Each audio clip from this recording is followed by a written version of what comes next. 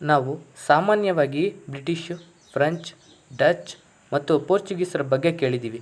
ಆದರೆ ಒಂದು ಸಣ್ಣ ಯುರೋಪಿಯನ್ ದೇಶ ಕೂಡ ಭಾರತದಲ್ಲಿ ವ್ಯಾಪಾರ ಮಾಡಿತ್ತು ಗೊತ್ತಾ? ಅವರೇ ಡೆನ್ಮಾರ್ಕ್ ದೇಶದವರು. ಡೆನ್ಮಾರ್ಕ್ ದೇಶದವರನ್ನು ಡ್ಯಾನಿಷ್ ಅಂತ ಕರೀತಾರೆ.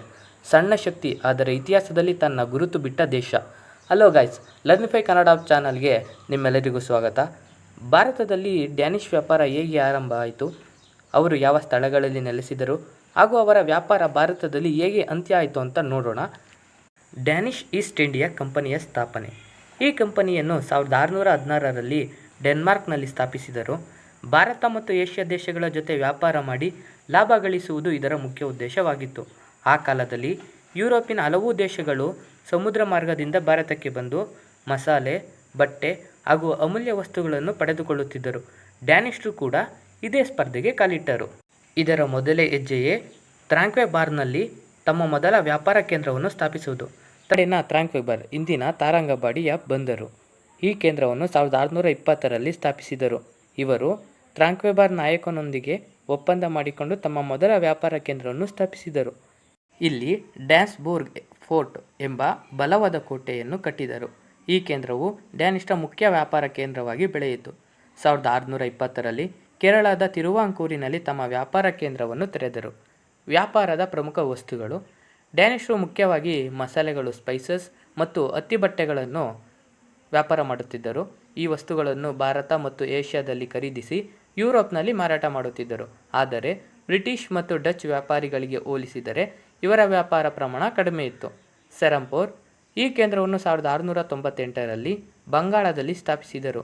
ಈ ಕೇಂದ್ರವು ಗಂಗಾ ನದಿ ತೀರದಲ್ಲಿದ್ದ ಕಾರಣ ವ್ಯಾಪಾರಕ್ಕೆ ತುಂಬ ಸೂಕ್ತವಾಗಿತ್ತು. ನಂತರ ಡ್ಯಾನಿಷರ ಪ್ರಮುಖ ವ್ಯಾಪಾರ ಸ್ಥಳವಾಯಿತು.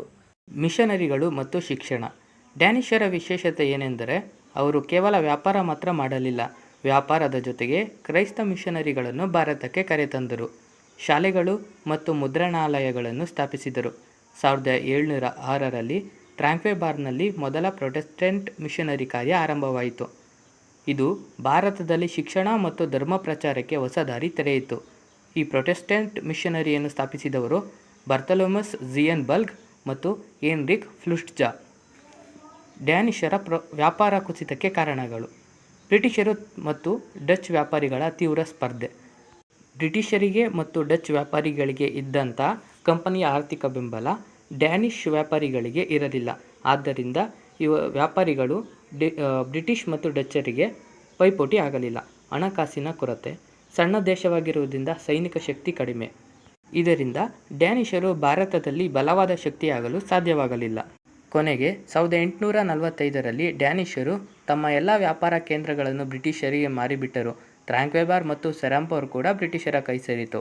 ಇದರಿಂದ ಭಾರತದಲ್ಲಿ ಡ್ಯಾನಿಷ್ ಆಳ್ವಿಕೆ 1845ರಲ್ಲಿ ಸಂಪೂರ್ಣವಾಗಿ ಅಂತ್ಯವಾಯಿತು.